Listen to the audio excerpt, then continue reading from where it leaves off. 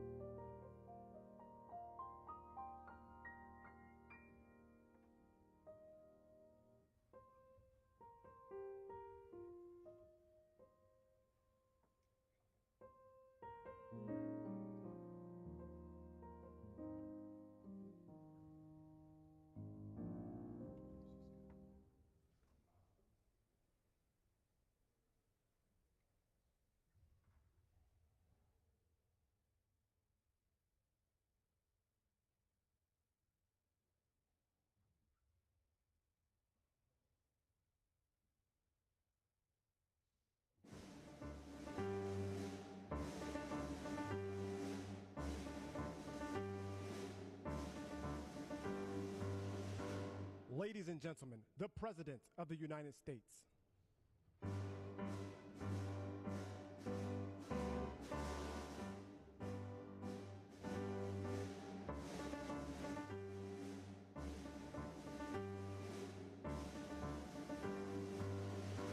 Ladies and gentlemen, the President of the United States.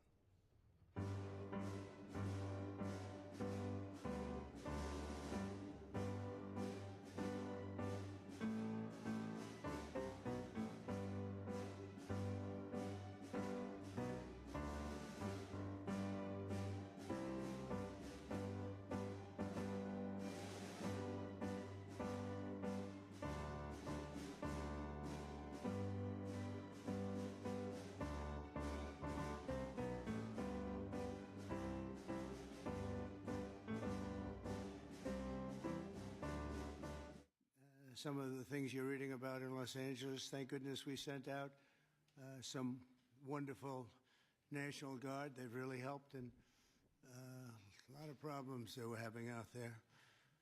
They were afraid to do anything, and we sent out the troops, and they've done a fantastic job. So I want to thank them very much. I also want to thank you for being here as we discuss one of the most exciting parts of the One Big Beautiful Bill. It is indeed a big, beautiful bill, and it's doing very well.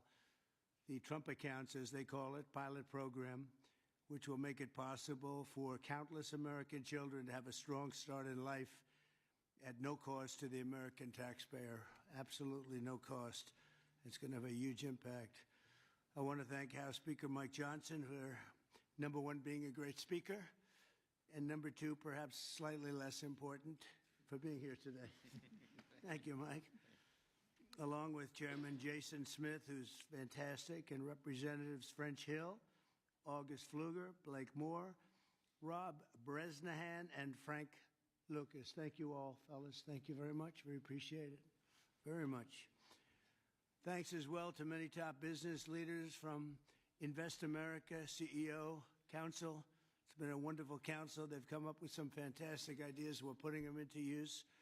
They're really the greatest business minds we have today. These men and women lead large, successful companies, and they're committed to contributing millions of dollars to the Trump account. And it's really, it's going to be something incredible for children and for their employees in many cases.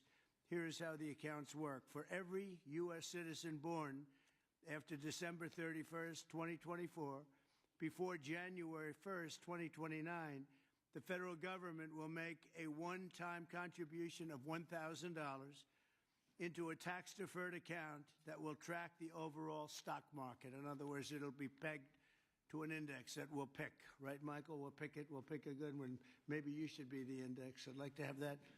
These kids would be very wealthy if that were the case. That would be a good idea. I think we might do that, Michael Dell. These accounts will be private property controlled by the child's guardians, and in many cases, those guardians will be the parents. We think probably the parents will be the guardians. They'll be open for additional private contributions each year from family, friends, parents, employers, churches, private foundations, and more. This is a pro-family initiative that will help millions of Americans harness the strength of our economy to lift up the next generation, and they'll really be getting a big jump on life, especially if we get a little bit lucky with some of the numbers and the economies into the future. In addition to the substantial financial benefits of investing early in life, extensive research shows that children with savings accounts are more likely to graduate high school and college, buy a home, start a business, and are less likely to be incarcerated. Trump accounts will contribute to the lifelong success of millions of newborn babies. They are fully, and this will be very interesting, I think, for everybody to hear, they are fully funded through targeted reforms in the One Big Beautiful Bill, like the $1.7 trillion in mandatory savings, welfare reforms to stop waste and fraud, a 3.5% remittance tax, and more. And it's just a part of that. The One Big Beautiful Bill is among the most important pieces of legislation in our country's history. I don't think there's ever been anything bigger. And I think it's going to go down as certainly one of the most important things we'll ever have done. In addition to the largest tax cuts in the history of our country, including the most powerful border security measures ever, it delivers major economic relief to the American workers' families. And there's so many things. Rebuilding our military, we built it just 8 years ago. We started and did a great job, but now we have to rebuild it again. Plus technology change. All of a sudden, it's about drone. You know, we have a new form of warfare. It's drone warfare. So a lot of things change. We did a great job with the military, but now we're going to have to do some little tweaks, to put it mildly. And we'll be doing that, and we have it all nicely funded. I look forward to signing this into law. It's really something that we're having such an opportunity. And I have to say, he's here with us. He's a person that I've admired for a long time. You take a look at what he's done and followed his record. And it's Dell Chairman, Michael Dell. He's done such an incredible job. It's as a business person, I study business people, and that's a perfect one to study. It should be almost mandatory reading. So I want to congratulate you on that, and thank you for the idea, because you're the first one that really brought this to my attention. I know that you and your friends have been talking about it for a long time, but other presidents didn't get it done, Michael, right? So we got it done. Congratulations. Thank you very much. Sure. I want to also give some recognition to my friend Brad Gerstner, who helped get us all organized and that's right. And actually thank you very much. Good, Brad. Spearheaded this. Good. And also we have with us a very powerful man in the world of business, CEO David Solomon of Goldman Sachs. David, thank you very much.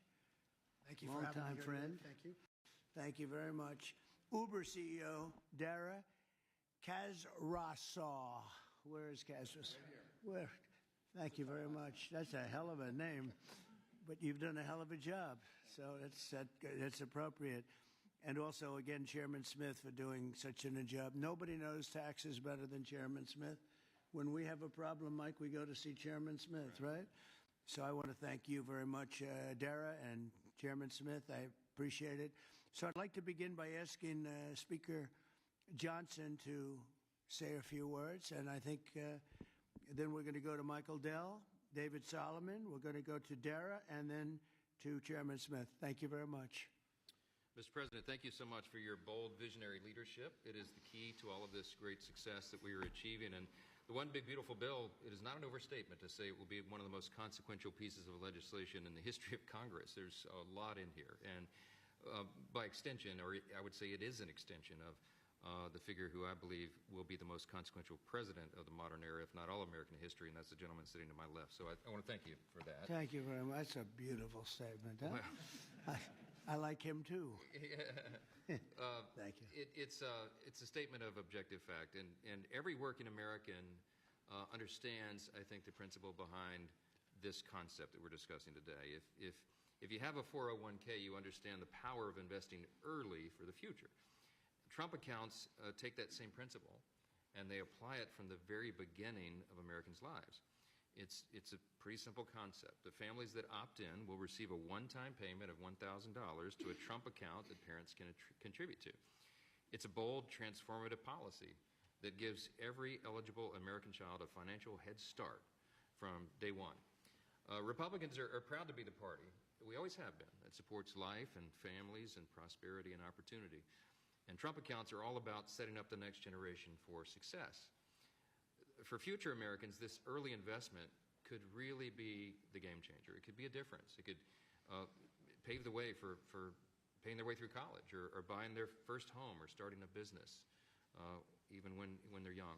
So even $1,000 at birth will put these Americans in a better position than over half of American adults who sadly have no retirement savings at all. So this would be a remedy to that great problem. And it will encourage the free market. It will encourage investment and understanding of capitalism. All these things that we want to foster among the American people so that the economy and individual lives can flourish. Of course, none of this happens unless we pass our one big beautiful bill through Congress. And we have at stake the largest tax increase in American history if we fail to deliver. And we will not have this rocket fuel to the U.S. economy, and that's why this is so very important. Passing this pro-growth legislation will help every single American. From Trump accounts, this is one of the components of it, to eliminating taxes on tips and overtime, to reducing red tape on Main Street. And the one big beautiful bill is going to drive prosperity. It's going to create jobs across the country. It will make all boats rise. Wages will go up. Job participation levels will go up. We'll have more opportunity, more economic opportunity for more people. So you can climb up that ladder to the next step. The typical family with 2 children is going to see their take-home pay increase by up to $13,300 a year. That's real money to real people. This legislation is geared for hardworking Americans, and it is going to help everybody. And we are excited to deliver it. It can't happen soon enough. We are very close now to that finish line. After about 14 months worth of work that's gone into this, we're excited that we're almost there. Mr. President, thanks again for your leadership, to all the great leaders around this table for all that they invest to our economy and our country and its government. And I will, as we say in the House, I'll yield back.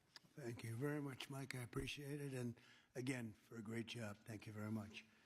Michael, please. Thank you so much, Mr. President. I believe this is an incredible moment for all of us here today, and it's wonderful to be with some of the leaders of the most successful companies in the world as we come together to invest in the future of our country. We see the Invest America Act and the establishment of these Trump accounts as a simple yet powerful way to transform lives. Decades of research have shown that giving children a financial head start profoundly impacts their long-term success. With these accounts, children will be much more likely to graduate from college, to start a business, to buy a home, and achieve lifelong financial stability. Dell Technologies is proud to be one of the very first companies to support the Invest America Act, a bill that provides every child with a $1,000 seed investment account at birth. This is a straightforward step with enduring benefits. Following your inspiring lead, Mr. President, Dell Technologies will match the government's contributions, dollar for every child born to a Dell team member.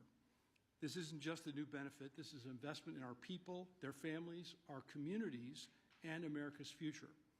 And it embodies our core belief that opportunity should begin at birth. My wife, Susan, and I, also through our family foundation, have been closely studying the Invest America Act. And assuming that it becomes law, we expect to make a very significant gift. We view this initiative as a powerful platform for philanthropic innovation aimed at helping children thrive wherever they come from, particularly those families who have been historically left behind. Mr. President, you articulated it perfectly. These Invest America accounts will give every new American child a genuine opportunity to participate in history's greatest engine of economic growth, the American economy. The funds in these accounts invested in American enterprise and innovation will grow over time into substantial nest eggs, providing support for education, home ownership, and starting families. The ability of families, friends, benefactors, and employers to match the government's generosity amplifies the life-changing potential of this initiative. Thank you, Mr. President, for your visionary leadership on this critical issue. These Invest America accounts will profoundly impact countless young Americans, ensuring they truly benefit from what Abraham Lincoln described as the right of every American, the right to rise. Thank you. Thank you very much, Michael. And we really have come a long way since you came to see me about 6 months ago with your beautiful wife. We had a nice talk. I said, that sounds pretty good. Let's think about that. And it's everybody I've spoken to about it, they can't even believe it. And because of great politicians and political leaders like we have, I think this is going to go quickly, very well and very quickly. So I appreciate it. Thank you very much. David Solomon, please. Thank you, Mr. President. I'm thrilled to be here with everyone and excited to participate in this important and timely discussion. I'd also like to acknowledge the efforts of so many in Congress on this very significant issue, and in particular the members here, and particularly the leadership of Senator Cruz and Representative Moore, who have played a big role in helping drive this forward. We also wouldn't be here today without the leadership of Brad Gerstner and Michael Dell in really having the vision, the energy, the passion, the commitment to help move this forward. So thank you both. There are many reasons why the United States has the largest and most dynamic and most innovative economy in the world. But one of the most important is the fact that our system of democratic capitalism incentivizes a culture that does not penalize people for taking risks. In fact, it incentivizes people to have a vision, to go out and attract funding that's necessary to make their vision a reality. It is no mistake that many of the most important and innovative companies in the world today started in a parent's garage or on a college campus or in any one of a number of unlikely places in the United States. One of my worries is that our current and future generations of young people don't fully appreciate and aren't as educated as well as they can be on markets and capitalism. And while capitalism is not perfect, it helps fuel the American dream. This initiative gets at the core of binding those future generations to the benefits and the potential of America's great companies and markets. Early childhood investments have far-reaching benefits, and Goldman Sachs is proud to support this initiative. This is an exciting opportunity for public-private partnership and for both communities and companies to invest in young people, the future of America. Once we see the Invest in America Act signed into law, Goldman Sachs would be excited to further support this Invest in America initiative. We believe passionately in our capital markets. They're an enormous competitive strength for the United States, and we know that our economy's future vitality is dependent on young people understanding the power of investing for the long term and sharing in the benefits of ideas that bring value to the lives of people around the world. Thank you, Mr. President, for helping drive this forward, and I look forward to continued partnership on this effort. Thank you very much, David. Dara, please. Thank you. Good afternoon, everyone. Thank you, Mr. President, for hosting us here today. It's an incredible honor to be here in a place that symbolizes the very opportunity that has defined my life. Thank you, Brad. Thank you, Michael, for your vision. We all strive to build something that lasts, and the Invest in America Act is a legacy that is going to last for generations. President Trump, thank you for your leadership. Your support is going to turn this powerful idea into a powerful reality for millions of young Americans.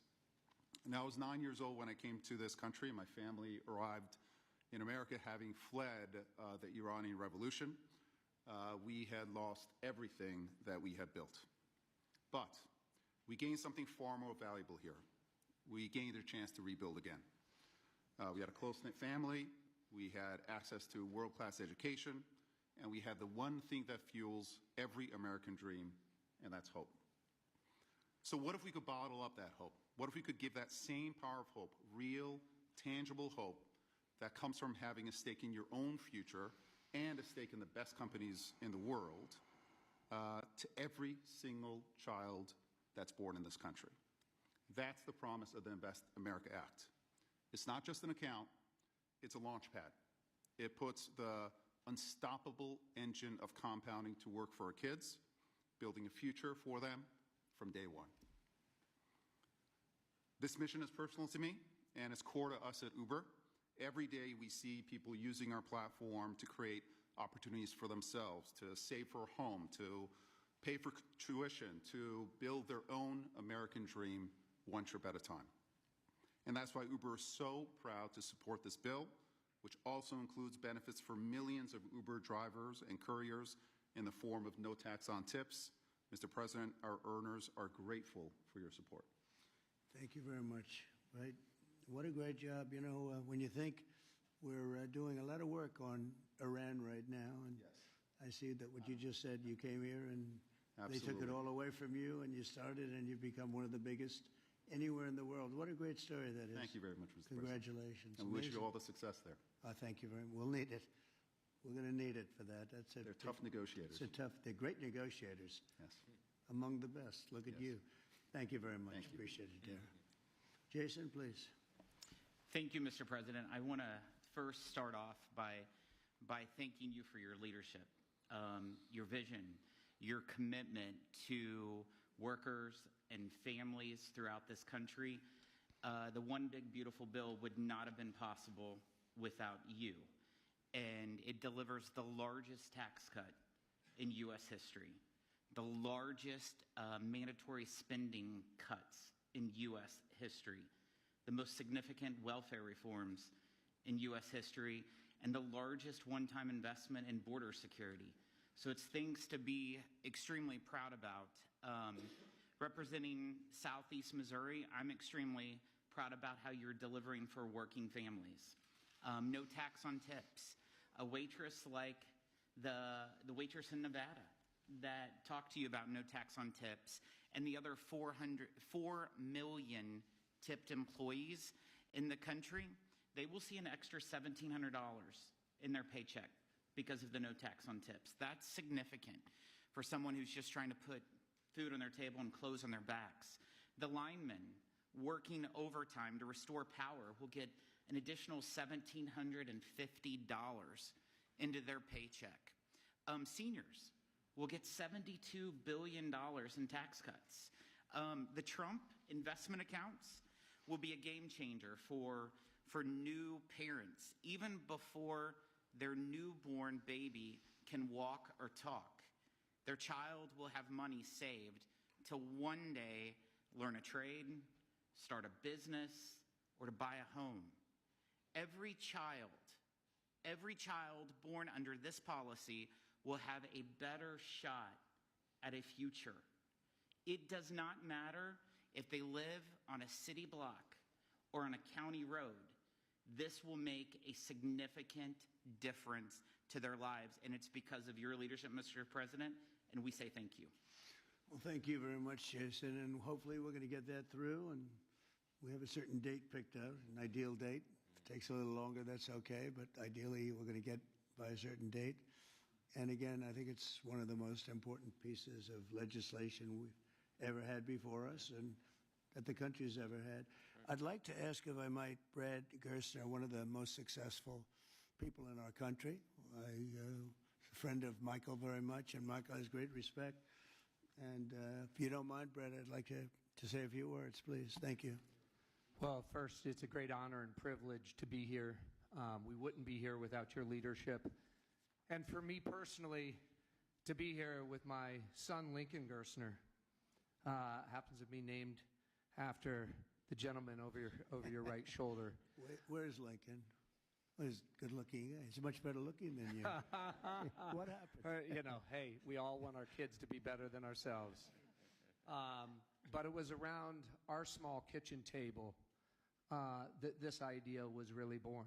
I started off like Jason Smith in a small rural town in Indiana. My dad had lost everything in 1978 trying to start an auto parts company, and the Japanese were tearing apart our auto industry. We had double-digit interest rates and inflation. Our family mortgaged the house to keep the company going and ultimately lost everything. So I know a little something about starting with nothing.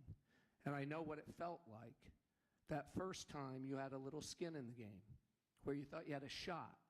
You went from nothing to something. And like Dara said, that is the great story of America. The promise that there's mobility, the promise we can move up that ladder.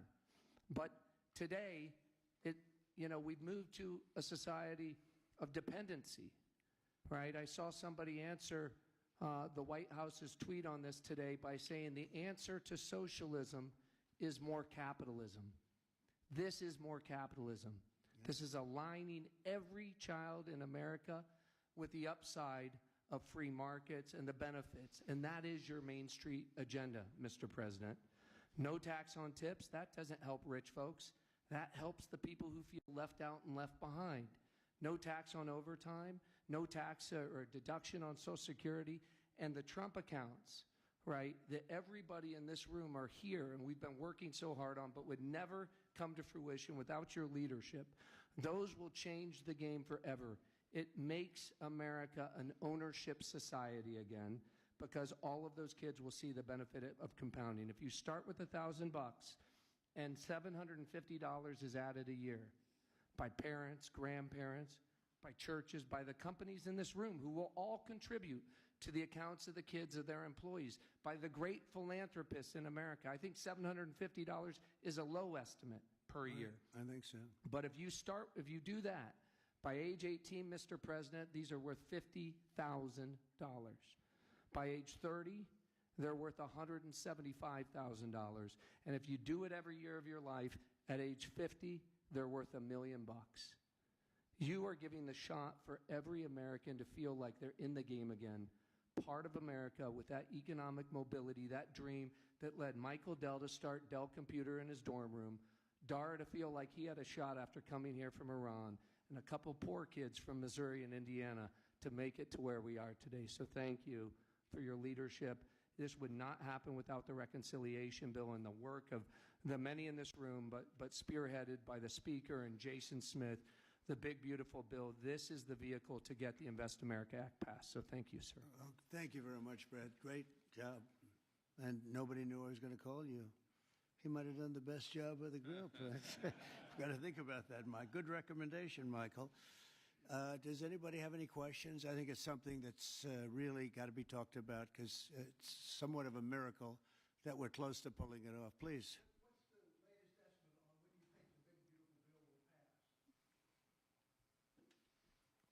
We put Independence Day as a self-imposed deadline, and we certainly hope, I believe, we can still meet that. It's up to the Senate. The bill's in the Senate's hands now, but I spoke with Leader Thune as recently as last night.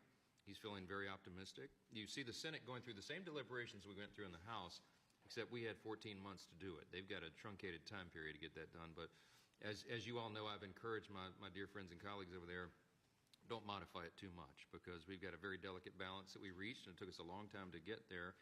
And we don't want to upset that balance too much. So they're putting their fingerprints on it. I hope it'll be a light touch, and they'll send it back, and we'll get this thing done and get to the President's desk. And really, we have tremendous spirit. I've never seen anything like it. There's just an unbelievable. We'll always have a couple of people. I don't want to use the word grandstanders. I'd never use such a word, but you'll always have that a little bit.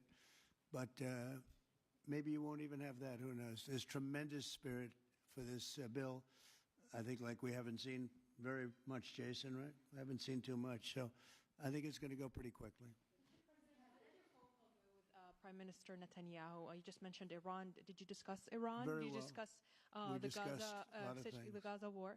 Yeah, we discussed a lot of things, and it went very well, very smooth. We'll see what happens. You know, we're trying to do something with a country we just spoke about, Iran. I think you should negotiate this. You might be better. I think I'm going to send you today. What a good idea. This could have been the idea of the day. We'll have Dara get up and negotiate. They are good negotiators, but they're tough. Sometimes they can be too tough. That's the problem. So we're trying to make a deal so that there's no destruction and death. And we've told them that, and I've told them that, and I hope that's the way it works out. But it might not work out that way. We'll soon find out. Yeah, please. Talking about unrest in American cities, you said, quote, "We have to go by the laws. We can't call in the National Guard unless we're requested by a governor." What changed now? Why is this situation different to not consult with Governor Newsom about this? Well, the biggest change from that statement is we have an incompetent governor. So I talked about governors, but I didn't talk about he's an incompetent governor. Look at the job he's doing in California. He's destroying one of our great states. And if I didn't get involved, if we didn't bring the Guard in, and we would bring more in if we needed it, because we have to make sure there's going to be law and order. You had a disaster happening. And they now admit it was a disaster. I watched the chief yesterday, who's a good man, by the way, and he said, well, we're lucky we did this because they were overwhelmed. You saw what was happening. So we did the right thing. Everybody agrees to that. But you have a governor who let the city burn down, didn't want water to be sent down to him. I sent billions of gallons of water. I wanted to do it in the first term. He wouldn't do it over, I don't know, they have environmental reasons, but there were no environmental reasons. I think it's just a political philosophy. But it's lucky for the people in Los Angeles and in California that we did what we did. We got it just in time. It's still simmering a little bit, but not very much. Yeah, please. Have you gotten... A crime has he committed? I think his primary crime is running for governor because he's done such a bad job. What he's done to that state is like what Biden did to this country. And that's pretty bad. It's the wrong philosophy. Thousands, hundreds of thousands of illegal immigrants, many of them prisoners. They're taking up your health care. They're taking up your space in schools. They're taking up your hospital. And in many cases, they're criminals. And we have to do something about it. And we're doing something about it. I want to thank the incredible patriots of ICE and Tom Homan, who has been incredible, and Kristi Noem, likewise incredible. The job they're doing. And it's like an unforced error. There was no reason for this. 21 million people were allowed into our country, and many of those people were criminals. And it's a shame. It's a shame. But we're getting them out. And I will say, I think it's a 95-5 issue, just like so many other issues, 95-5. And the Democrats lost an election in a landslide because they're on the wrong side of the issues. I mean, it's not even conceivable that somebody would do the kind of things that he did. And then, you talk about projects. They want to build a train going from San Francisco to L.A., and it's costing hundreds of billions of dollars more than they thought it was going to cost. It's not even believable. To Brad and to people sitting here, would you believe that a train, it was going to cost X dollars and it might be 100 times X? Would have paid for this for about 50 million American children. You're right. 50 million American children instead of a 3-mile train track that never got built. We could have put Lincoln in charge with no experience. He would have done a good job. I guarantee you that. All right, please, Peter. Mr. President, have you gotten an update from your negotiating? Thank you, President Trump. So it seems like Gavin Newsom likes the attention that he's getting right now from you. Yeah, it seems like he does. If you look at recent history, somebody who was running for president, you, who got arrested and had a mugshot, you could make the argument that politically that wound up helping you. Are you worried at all at this moment that talking about him getting arrested could be helpful to his political prospects? Because a lot of people think he wants to be sitting right where you are. Well, in my case, it was a witch hunt, and everybody knew it. And I was able to explain that during the process. Otherwise, I wouldn't be sitting here right now. And it was a total witch hunt. It's proven to be a witch hunt, and you see what's happened. In his case, it really is very obvious. You look at what's happened between the fires, I could name 10 things right now. We talk about the trains. We talk about all of the costs in California. You talk about all of the people that are flowing in, destroying life for everyone else. So, no, I don't think it's going to help him. I think it's actually very bad for him. And right around the time that we were walking in here, the governor and the state attorney general said that they're going to sue you for sending the National Guard in. They're saying there's no invasion, there's no rebellion. The president is trying to manufacture chaos and crisis on the ground for his own political ends. Federalizing the California National Guard is an abuse of the president's authority under law. Well, it's interesting. You watched the same clips as I did. Cars burning all over the place, people rioting. And by the way, we stopped it. We were able to make it much better, but it still looked pretty bad. And in watching clips last night, people were saying this is really a big problem. And until we went in, if we didn't do the job, that place would be burning down just like the houses burned down. They were in big trouble last night, Peter. You know it. And the night before, and the night before that. And I feel we had no choice. I don't want to see happen what happened so many times in this country. I watched Minneapolis burn look at what happened in so many different parts of California. You take a look at what happened in San Diego.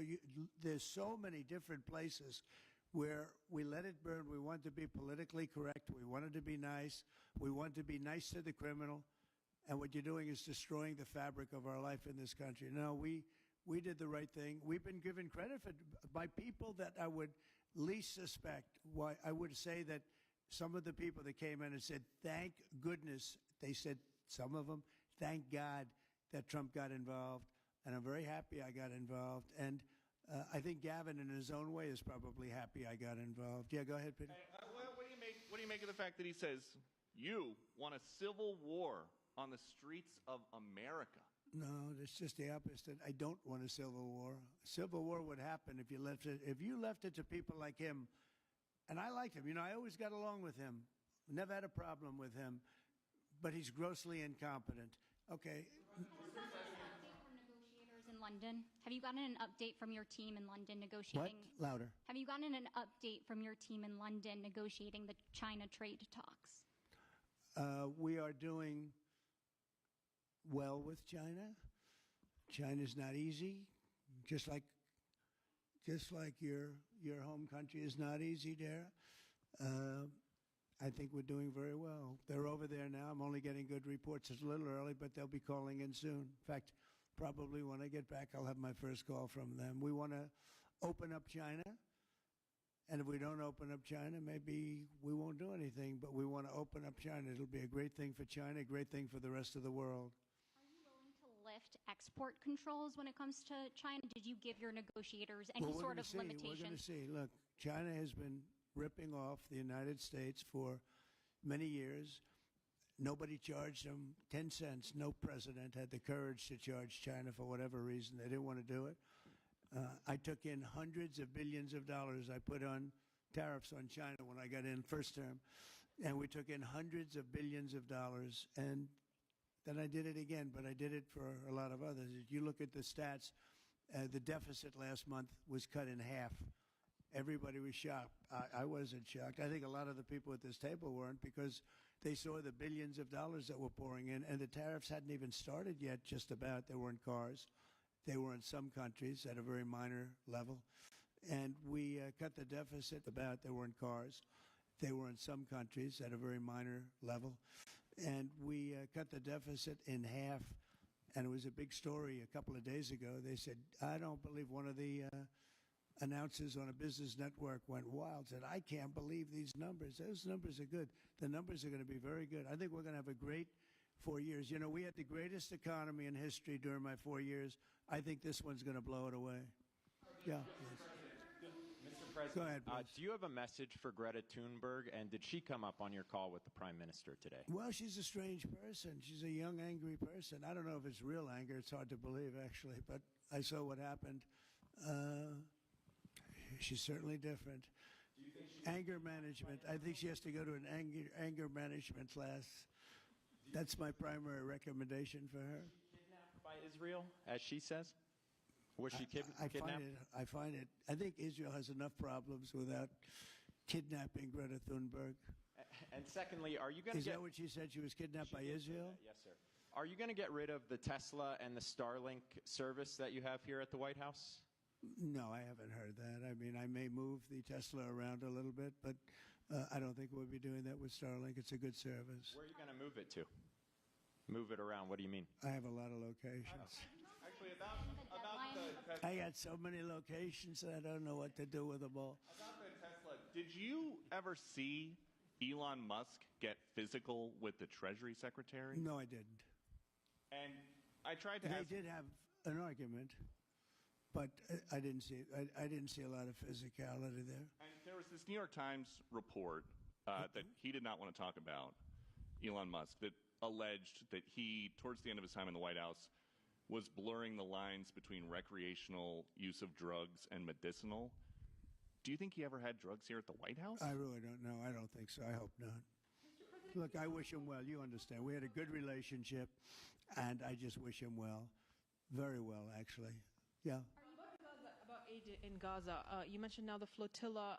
Do you have a response at all about Israel intercepting this boat? And can you give us an update on what's happening to the entry of aid into Gaza right now? We've had people being shot by Israeli forces who are trying to get aid from the Gaza Humanitarian Foundation. Yes. Gaza right now is in the midst of a massive negotiation between us and Hamas and Israel, and Iran actually is involved. And we'll see what's going to happen with Gaza. We want to get the hostages back. That's all I can tell you. Yeah, please, in the back. Yeah. Back to California briefly. You said yesterday when I asked my reporter that it was not insurrection taking place, but then on Truth Social a bit later, you'd said they were insurrectionists. After what you've seen, you're talking about in L.A.? Yes, sir, in L.A. I wouldn't call it quite an insurrection, but it could have led to an insurrection. I mean, that was a lot of harm that was going on last night. I watched it very closely. And it was amazing that the job that the National Guard did. And by the way, the police were working very hard also. But, you know, the police are given instructions to be politically correct. I said, no, you don't have to be politically correct. You have to do the job. And on Elon Musk, do you plan to speak to him on the phone anytime soon? I know some. Which one? On Elon Musk, do you plan to speak to him on the phone anytime soon? I haven't really thought about it, actually. I would imagine he wants to speak to me. I would think so. If I were him, I'd want to speak to me. And maybe he was already called. You'd have to ask him whether or not he's already called. But I'd have no problem with it. If he calls you, you pick up and speak to him? Well, I don't want to say that, but but I would imagine he'd want to talk to me. Mr. President. Yeah, please. We're supposed to get a counter proposal from Iran today. Have you gotten that proposal? And what is the main impediment? We have a meeting with Iran on Thursday, so we're going to wait till Thursday. And what's the main impediment to getting a deal? Well, they're just asking for things that you can't do. They don't want to give up what they have to give up. You know what that is. They seek enrichment. We can't have enrichment. We want just the opposite. And so far, they're not there. I hate to say that, because the alternative is a very, very dire one. But they're not there. They have given us their thoughts on the deal, and I said, it's just not acceptable. So this is the main topic for Prime Minister Netanyahu today when you spoke? I would say, yeah. I don't know what else. I can talk about the weather. Well, you can talk about Lebanon. Pretty much that's the main topic, yeah. Mr. President. We talked about Lebanon also, yeah, we did. What about Lebanon? Well, Lebanon's working very hard. They have a great new ambassador that I put there. Man I know very well. He's very smart. I didn't even know he was Lebanese. And I said, why would you want Lebanon? He said, I was born there. I love it. I love the people. I said, it's very dangerous going to Lebanon. There are some ambassadorships that are wonderful. There are some that are dangerous. I said, Michel, his name is. It's a he, Michel, very elegant man. And I said, why would you want this? And he said, because I love my country and I love those people. I said, it's very dangerous. He goes, I don't care. This is not a man that lived on danger. He's a very successful man from here. And he wanted to be the ambassador despite probably a very dangerous situation he's going into. You see what's going on. But I had great respect for that. He loves that country. He loves it. He was born there. He loves the country. Yeah. Mr. President, you've got a big, beautiful parade coming up on Saturday. We do. What's your biggest expectations for that? And I've got a second question in regards to Gavin Newsom. Go ahead and talk about the big, beautiful parade. It's such a, thank you, Brian. It's such a, I think, important moment for this country. 2 weeks ago, I was calling people and back and forth with leaders, including President Putin, including French president, including lots of different people. And all of them said, we're celebrating victory in World War II. And I said, wow, isn't that amazing? We're the only one that wasn't celebrating, and we're the one that won the war. Now, Russia did help. They did lose 51 million people, in all fairness. People would say, oh, he's sticking up for Russia. No, they lost 51 million people. And, can't forget that. But France was celebrating. And, as you know, Hitler made a speech at the Eiffel Tower. But when I spoke to President Macron, he said, oh, we are celebrating the great victory of World War II. And I think that's great that he was doing it. But we're the one that won it, and we weren't celebrating. I said to myself, isn't that crazy? And I think it's time for us to celebrate a little bit. You know, we've had a lot of victories. We won 2 world wars, and then we go out and change the name of the forts where we won the wars. You go out, we win world wars from Fort Robert E. Lee, from Fort Bragg, from all the different forts. And what do? We change the name of the forts because we want to be politically correct. So a lot of them we're changing back. You probably noticed Fort Bragg and others. But I think it's a time to celebrate our military. You know, we've rebuilt our military largely. Little low on ammunition. That's because it goes out very fast to other countries, one in particular. But we'll get that back very quickly. But we have a military the likes of which nobody has. Nobody comes close. We have the best equipment in the world. We make the best equipment in the world. There's no military like our military. We showed that with ISIS. I was told by the television generals it would take 4 years to win, and we did it in 3 weeks. And it was headed by General Raisin Kane, who's now the chairman of the Joint Chiefs of Staff. He's great. Just left him. No, I think it's time that we celebrate. And I sort of have to laugh at these people. Well, you know, you're going to spend a lot of money. A lot of that money is being paid for by me and people that make donations. I don't know if you know that. A lot of it won't even come out of the military. I think I can say that, Susie, right? We have people putting up money to do it. Not that it's necessary, because I think it's a great expenditure. We have many tanks. We have all sorts of new ones and very old ones, old from World War I and World War II. It's really a celebration of the Army. So the Army is a year older than the country. So next year we celebrate 250 years, but we're celebrating the Army on Flag Day. And it's not my birthday. It is my birthday, but I'm not celebrating my birthday. I'm celebrating Flag Day. It happens to be the same day, so I take a little heat. But Flag Day is the appropriate date. And we're celebrating 250 years of the Army, a great service. And remember, you know, think of it. We won so much. We won World War I, World War II, so much else. And then we became politically correct. But I can only tell you that I was told that ISIS would take anywhere from 4 to 5 years, and we did it in 3 weeks. You were there, you watched, right? We have the greatest military in the world. Nobody can beat us. As long as we have our right leadership, nobody can beat us. If we have stupid people running it, like you had in Afghanistan, when you look at that, first of all, Afghanistan should have been an easy victory as a war, but we were so sad the way we fought it, so ridiculous. We fight not to win, but we didn't used to be that way. And we're celebrating, because I think the day in Afghanistan was the saddest period of time in the history of our country. That was a Biden mess with bad generals like Milley and others. They were bad. They were incompetent generals. I know all the good ones and the bad ones. We got rid of most of the bad ones. But it was time to celebrate, and that's what we're doing. So it's on June 14th, and it's going to be a parade the likes of which I don't know if we've ever had a parade like that. It's going to be incredible. We have even though it's the Army, we have a lot of those Army airplanes flying over the top, and we have tanks all over the place, and we have thousands and thousands of soldiers going to bravely march down the streets.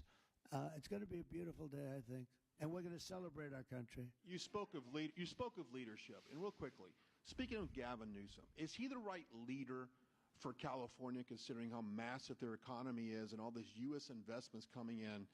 Is he the right governor and leader for the future of California and for U.S. investments? I don't think he is. I mean, I think he's done a terrible job. And, you know, he's a guy, I always got along with him. You look at his past statements about me. I was a great president. I always took care of California, you know, all that. But I'm just talking on results. You look, you know, he has the advantage of beautiful weather, maybe the best weather of any state when you think about it. Beautiful weather, beautiful ocean, beautiful everything. You have all the advantages, and he didn't take advantage of that. And he's let people come in by the millions who are overrunning your hospitals, your education system, and your police. Your police are being overrun. Look at what's happened. He should only be happy I sent in the military, because if I didn't send them in, you would have had a problem there, the likes of which we haven't seen in a long time. Yeah, please. Thank you, Brian, very much. On supersonic flight. Supersonic yes, flight. sir. I know you just signed an executive order on it. Do you want to see a supersonic Air Force One in the next 10 years or so? Oh, well, I don't care too much about that, but I would like to see, if you think about it, flight, the word flight's an interesting word, but it's probably the only category where we've actually gone backwards, because we used to have the Concorde, and we could fly to London, Brad, very quickly and nicely. And today it takes you 2 times and 3 times as long. It's the only thing where we've regressed. By the way, the Concorde, to my way of thinking, to this day, Michael, because you're very much into aesthetics, I know, but to this day was one of the most beautiful pieces of art I've ever seen. It was a piece of art, the beauty of the Concorde. It was the most beautiful plane, but it was got you there in half the time. Now you spend a lot of time, and there's no reason for it. Because, they have the sonic boom. It's not a huge problem, but they have the sonic boom thing pretty well figured out. The technology changes, the change in the skin, the change in weight, all of the other things. There's no reason why we shouldn't do great. So we are making it possible for them to do supersonic and get us back on the track. I mean, think of it, 30 years ago, we actually had planes that flew much faster than we do now. It took you half the time to get to a location. So we've regressed, and we're going to progress. Okay? Right. Sort of an amazing thing, isn't it, though? We've gone backwards. On Wall Street, they haven't done that. If Goldman Sachs was like that, you wouldn't have Goldman Sachs anymore. Yeah, please. California to address the situation in Los Angeles? Are you going to deploy Marines in California? We'll see what happens. I mean, I think we have it very well under control. I think it would have been a very bad situation.